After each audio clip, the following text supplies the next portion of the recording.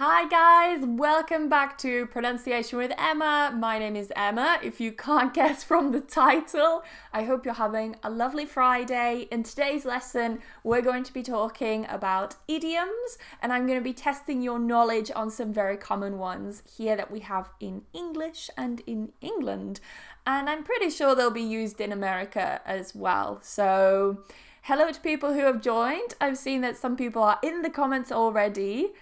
People are saying that they're enjoying the music. It reminds them of Harry Potter and The Hobbit. So I'm glad you're enjoying that. Do let me know where you are from as well. I'm always curious to know where people are watching from in the world. And if I'm looking down, it's because I'm looking at the comments for the live, okay? So yes, because I can't have eyes everywhere. Before we get started, I'd just like to very, very quickly mention something important to me, at least. I'm so excited about this, but I have a new course available. So if you're interested in improving your pronunciation, I have created a new course all about the TH sounds. So it's very, very specific. I chose the TH sounds instead of all the sounds because many people have problems specifically with the TH sounds. Now, when you join the course, you can see there are two courses. When you join the Plus course, I should be more specific here. When you join the Plus course, you can also receive feedback on your pronunciation. And if you sign up for the Plus course before the end of Sunday, this Sunday, so Sunday the 21st of July, I will give you feedback for free on an additional recording. So when you get the Plus course now, you already get 2 recordings, which is pretty good.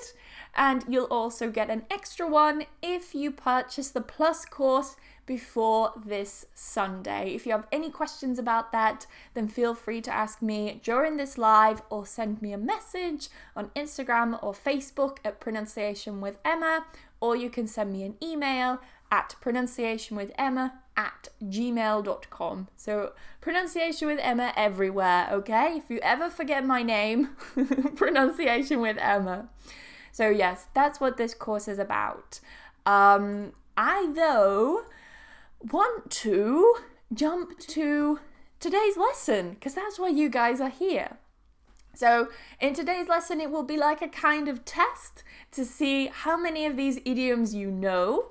And I'm very curious to see how many you know. So let me very quickly find this. I think everything's okay there. Perfect. Okay. Let's see. Any questions so far in the comments? I'm just seeing as well where people are from. So we've got my boyfriend's in the comments. So I've got to be good. I've got to do a good live, okay? Because my boyfriend's watching. Oh my goodness. So people from Brazil, hello. We have a Yorkshire lad here. Colombia, hello. Morocco. People from everywhere. Turkey as well. Morocco again. Fantastic. Anyway, let's start with today's lesson. So how many of these idioms do you know? So what I've got is the idiom at the top, and then I've got 3 options. I will read them, and I'd like you to tell me in the comments which one you think is the answer, okay? Which one of these describes the idiom? So the idiom is daylight robbery. A, when something is overpriced. B, when someone steals from your bag while you're shopping. Or C, when someone steals something from a shop. What do we think? What is daylight robbery? Any idea? Is it something overpriced? Is it when someone steals something from your bag while you're shopping? Or is it when someone steals from a shop? What do you think? People are saying A. We've got 3 A's so far, which is pretty good. Ooh, we got a C. Ooh, we got a B. Okay, so we've got a mixture. I like that. I like it when people mix and there are different ones. Any others? It seems to be mostly A. That's very interesting. So if you think it's A, well done. That is the correct answer. So daylight robbery is when something is overpriced. Don't confuse this with just being expensive, because something that's expensive isn't necessarily the same as being overpriced. If something's expensive, we tend to use the expression, it costs an arm and a leg, okay? It means it's expensive. If you're talking about something that's overpriced, it means that the price of the thing is way higher than it is normally priced, okay? For example, I can't believe this shop is selling this laptop for £1,000. I've seen the exact same one for £200 in other shops. This is just daylight robbery. Okay? So yes, £200 is expensive to some people. We know this. £1,000 is definitely expensive to many people. But you see, this shop is selling the laptop for £1,000, not the normal price of £200. So it is way higher than the normal price. That's overpriced. So well done to the people who got A. There's a similar idiom in Russian. That's really interesting. Oh, Daniel. We get robbed by the Brazilian government every day. Oh no, you poor things. Well, it happens in England too, don't worry. It's no better over here, I promise. The next one, a far cry from. Okay, so you would normally say a far cry from something. All right? A, something that's very far away from something. B, something that's very sad. Or C, something that's very different from something. What do you think? Something that's very far away? Something that's very sad? Or something that's very different from something? What do you think? Hello from Russia. Hello. How are you? What do we think? Okay, I've got someone saying B. That's interesting. But other people are still very quiet. People are still thinking. Probably Googling and cheating. No cheating, otherwise you're not going to learn, are you? If you're cheating.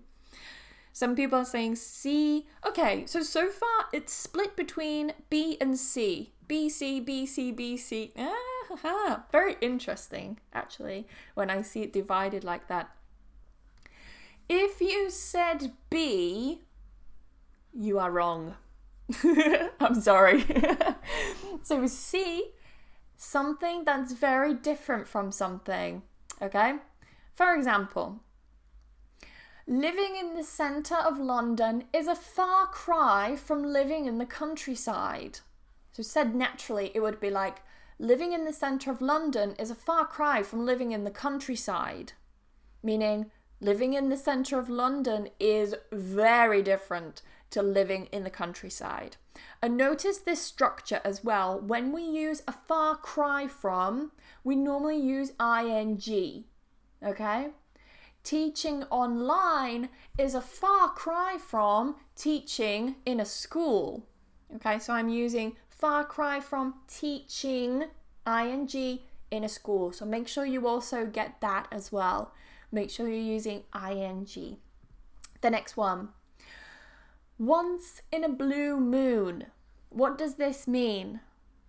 Does it mean never, rarely, or always? Once in a blue moon. Never, rarely. Notice I don't say rarely. I don't say that in the middle, okay? Rarely, or always. What do we think? I now know this because of a game called Far Cry. That's true, yes. There was a game called Far Cry. Apparently it was very good. I never played it. I don't play shooters. But yeah, anyway. So people are saying B-A, B-A, B-A, B. Wow, so many B's and A's. Oh my goodness. Okay, again, I like it when it's divided like this. B-A, B-A. Well, guys, if you said A, you're wrong. Again. I hope you weren't wrong twice in a row. That's quite disheartening. But anyway, once in a blue moon means rarely. Okay? And rarely means not very often. Okay?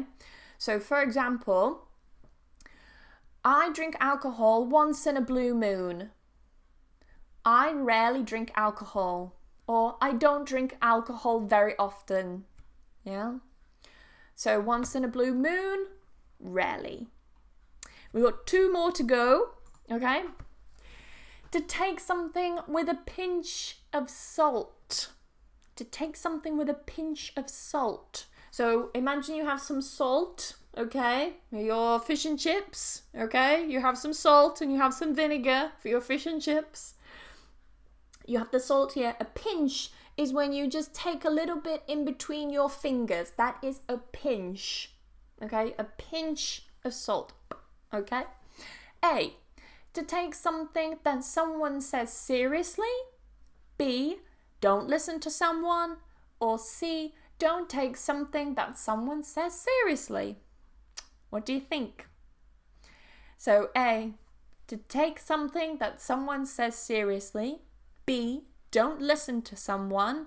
Or C. Don't take something that someone says seriously. Many people are saying C. Oh, you got 3 wrong. Don't worry. That means that you've learned 3 new idioms. Even if you've got 3 wrong, you have learned 3 idioms today. Well done. Think of the positives. What do we think? So most of them are C. That's very interesting because you are correct. Don't take something that someone says seriously. Okay? So with this one, there's also a variation. You can say to take something with a grain of salt. And a grain of salt is a very small piece. It's the individual pieces of salt. Okay? You have many grains of salt. So here, I'd take whatever this newspaper publishes with a pinch of salt. It publishes a lot of fake news. So here it's like saying, I wouldn't take what this newspaper publishes seriously. Or I'd be very skeptical of what this newspaper publishes. Okay? So you can use it when you don't take something seriously or when you're very skeptical of something. All right? That's that one. Final one. I like this one. This one isn't a very commonly known one, but we use it a lot in English. What do you think? To steal someone's thunder. A. To take credit for someone else's work. B. To dress in a costume. C. To trick people and make them believe you're another person. What do we think? I like to learn new idioms. That's good. We have this one in India. That's very interesting. It's always interesting when you have the same idiom that's used in different languages in different countries. I really like that. Thank you for this live. You're very welcome. So people are saying A so far. We have A. We have someone saying C. What do we think? Any others before I reveal the answer to the final one? What do we think? Many people saying A. Musab says, idioms are so fun. They can be. They can also be a pain in the backside. So to steal someone's thunder means to take credit for someone else's work. So to take credit for someone else's work, to take credit for, this means when you say like, oh, I did that. Yeah? Imagine you create some work. Oh, I did that work. Okay? I'm taking credit for that work, okay? So here I could say, I had the idea to create a course about pronunciation, but John stole my thunder and created his own pronunciation course and is now making millions. Lucky John. So yes, here. It's like saying, I had an idea to create a course about pronunciation, but John stole my idea and now he is taking credit for my idea. I thought of it, it was my idea, but John is now saying that it's his idea. Okay, that is to steal someone's thunder. When you say that someone else's idea is your idea, or someone else's work is your idea. That's stealing someone's thunder. Okay, so that was the last one. Let's go through again as a final recap. And during this recap, if you have any questions, please put them in the comments and then I will answer them at the very end, okay? So this just gives you some time to ask any questions if you have any. Any before we finish here? Some people are saying, it's the first time I've heard this idiom. Let's see. Can you give us space to make an example? You're very welcome to try and make examples if you want to. You're very welcome to. If you're watching the replay of this, you're also very welcome to put some examples in the comments as well. So if you're watching the replay, put them in the comments and I'll check them out. So the first one, daylight robbery, when something is overpriced. I can't believe this shop is selling this laptop for £1,000. I've seen the exact same one for £200 in other shops. This is just daylight robbery. A far cry from. Something that's very different from something. Living in the centre of London is a far cry from living in the countryside. Once in a blue moon. Rarely. I drink alcohol once in a blue moon. To take something with a pinch of salt or to take something with a grain of salt. Don't take something that someone says seriously or when you're skeptical of what someone is saying. I take whatever this newspaper publishes with a pinch of salt. It publishes a lot of fake news. This one.